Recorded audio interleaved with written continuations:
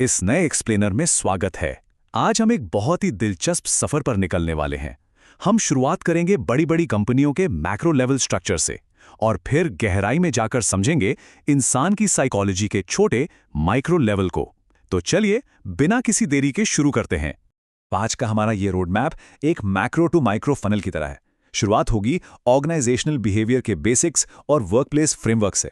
फिर हम थोड़ा और जूम इन करेंगे और इंडिविजुअल पर्सनैलिटी को डिकोड करेंगे, मशहूर थ्योरीज को समझेंगे और आखिर में बात करेंगे परसेप्शन यानी नजरिए की ताकत की। तो चलिए पहले हिस्से की तरफ बढ़ते हैं और उस बड़े माहौल को समझते हैं जिसमें कोई भी इंसान हर दिन काम करता है। सोचने वाली बात है ऑर्गेनाइजेशनल बिहेवियर या शॉर्ट में कहें तो ओबी असल में है क्या। देखिए, कोई भी कंपनी मशीनों से नहीं चलती, उसे इंसान चलाते हैं। इसलिए इंसानी डायनामिक्स को समझना सबसे बड़ी कुंजी है।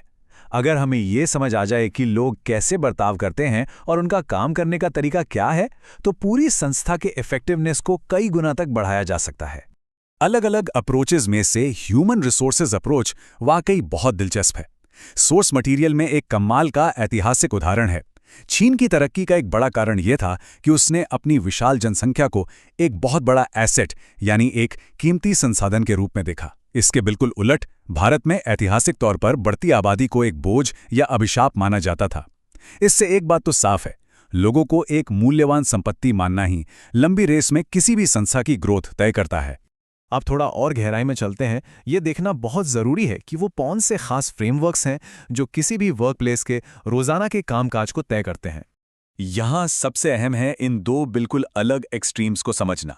ऑटोक्रेटिक मॉडल पूरी तरह से कड़े नियमों पर चलता है, मतलब यहाँ सिर्फ मैनेजमेंट का हुक्म चलता है और कर्मचारियों की कोई राय नहीं ली जाती। दूसरी तरफ है कॉलेजियल मॉडल, जो पूरी तरह से पार्टनरशिप और टीम वर्क पर टिका है। वैसे एक कस्टोडियल मॉडल भी होता है जहां आर्थिक इनाम देकर वफादारी जीती जाती है। जैसे हमने सुना है ना कि कुछ कंपनियां दिवाली पर अपने कर्मचारियों को फ्लैट तक गिफ्ट कर देती हैं, बिल्कुल वैसा ही। असल में संस्थाएं सिर्फ काम करने वालों की भीड़ नहीं है, वो एक जीता जागता डायनामिक सोशल सिस्टम है। इसे एक फनल की तरह सोचिए, जहां इंसानी इनपुट यानी लोगों की मेहनत और संसाधन जटिल सहयोगी प्रक्रियाओं से गुजरते हैं ताकि आखिर में एक बेहतरीन आउटपुट और अच्छा रिटर्न ऑन इन्वेस्टमेंट मिल सके। चलिए अब इस मैक्रो लेवल से थोड़ा माइक्रो लेवल पर आते हैं। इन बड़े सोशल सिस्टम्स को चलाने वाले इंसानों की खुद की पर्सनैलिटी को अब हम डिकोड करेंगे। यहाँ एक बहुत ही वाजिब सवाल उठता है कि आखिर एक पर्सनैलिटी बनती कैसे है। वो कौन सी चीज़ें हैं जो एक वर्कर के सोचने के तरीके, उसके बर्ताव और उसके खास गुणों को किसी दूसरे से बिल्कुल अलग कर देती हैं। किसी भी इंसान की पर्सनैलिटी कई सारे अलग अलग फैक्टर्स से मिलकर बनती है।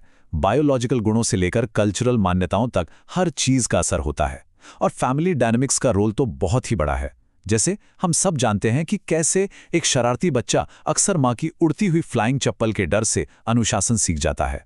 ये छोटे छोटे पारिवारिक और सामाजिक अनुभव ही हमारी पर्सनैलिटी की पक्की नींव रखते हैं। अब इंसानी दिमाग को सही मायनों में समझने के लिए एकेडेमिया हमें कुछ बेहद शानदार थ्योरीज और फ्रेमवर्क्स देता है, जिनसे हम व्यवहार को अलग अलग श्रेणियों में बांट सकते हैं। सेगमेंट फ्रॉइड की मशहूर इंट्रासाइकिक थ्योरी का तर्क है कि हमारा अनकॉन्शियस माइंड यानी अचेतन मन और हमारे अंदरूनी टकराव ही हमारी पर्सनैलिटी को आकार देते हैं। इन्होंने इसके 3 मुख्य हिस्से बताए हैं, इद, ईगो और सुपर ईगो। इससे एक बहुत ही मजेदार उदाहरण से समझते हैं। मान लीजिए सामने केक रखा है। इड कहेगा कि तुरंत सारा केक खा लो। वहीं सुपर ईगो सख्त टीचर की तरह कहेगा, बिल्कुल नहीं, हम एक स्ट्रिक्ट डाइट पर हैं। ऐसे में ईगो एक समझदार बीच वाले इंसान की भूमिका निभाता है। वो कहेगा, चलो बस एक छोटा सा टुकड़ा खा लेते हैं। ये कितनी खूबी से दिखाता है कि ईगो हमारी बुनियादी इच्छाओं और कड़े नैतिक नियमों के बीच का रास्ता कैसे निकालता है। कार्ल जंग की थ्योरी भी बहुत जानी मानी है। ये थ्योरी लोगों को इस बात पर बांटती है कि वो अपनी एनर्जी कैसे प्रोसेस करते हैं। एक एक्सट्रोवर्ट लोगों से मिलकर बातचीत करके ऊर्जा पाता है, वहीं एक इंट्रोवर्ट शांत रहकर और अपने अंदर के विचारों से ऊर्जा लेता है। ध्यान देने वाली बात यह है कि इनमें से कोई भी दूसरे से बेहतर या खराब नहीं है, बस दोनों को मैनेज करने का तरीका बिल्कुल अलग होना चाहिए।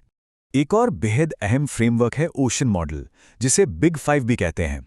ये लोगों को 5 स्थिर गुणों के पैमाने पर मापता है: ओपननेस, कॉन्शियसनेस, एक्सट्रोवर्जन, एग्रीएबलनेस और न्यूरोटिसिज्म। अगर हम इन 5 पैमानों का स्कोर देख लें तो बड़ी आसानी से यह अंदाज़ा लगाया जा सकता है कि कोई भी व्यक्ति वर्कप्लेस की बदलती परिस्थितियों में लगातार किस तरह का बर्ताव करेगा। ये किसी गेम चेंजर से कम नहीं है।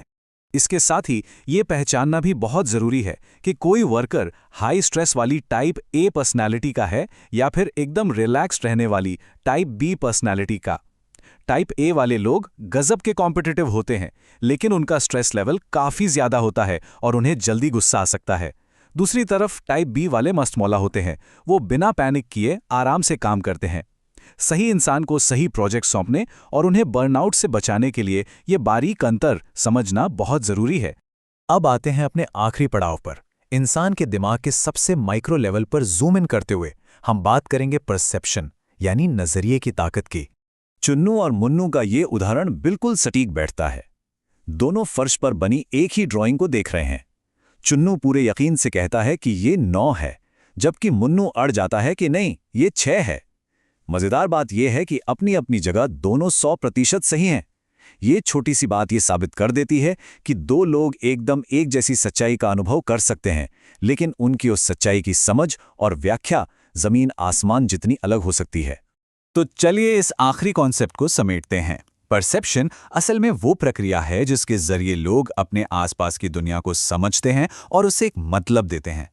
ये साबित करता है कि किसी भी वर्कप्लेस में कोई चीज़ असल में क्या है, इससे कहीं ज़्यादा ये मायने रखता है कि कर्मचारी उस चीज़ को किस नज़रिए से देखते हैं और उस पर कैसा रिएक्शन देते हैं। तो जैसे जैसे हमारा ये एक्सप्लेनर ख़त्म होता है, एक बहुत ही गहरा सवाल सामने आता है। वर्कप्लेस में होने वाला हमारा रोज़मर्रा का बर्ताव, क्या वो इंसान के उस जन्मजात स्वभाव से तय होता है जिसे बदला नहीं जा सकता, या फिर वो उस संस्था के बड़े फ्रेमवर्क और माहौल से तय होता है जिसमें वो काम करता है? ये वाकई सोचने पर मजबूर कर देता है ना। इसी सवाल के साथ हम आज का ये सफ़र यहीं समाप्त करते हैं। इस डीप डाइव में साथ बने रहने के लिए बहुत बहुत धन्यवाद।